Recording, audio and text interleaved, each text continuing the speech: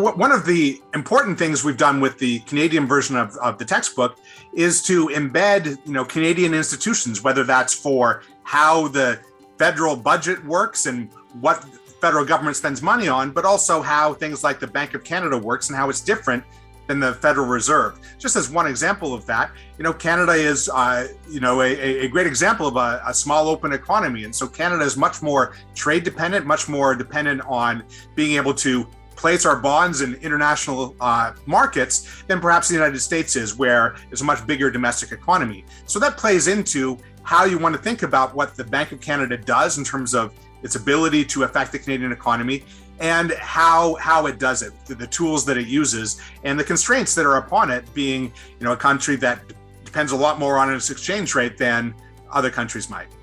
We didn't just want to take the textbook that Betsy and Justin put together and change the words US and Canada. I think we wanted to adopt it more as our own.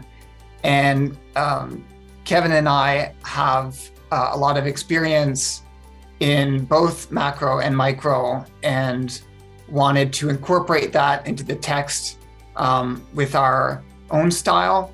And that meant changing a lot of parts of the text to include specific Canadian examples, sometimes more emphasis on decision-making and time for me.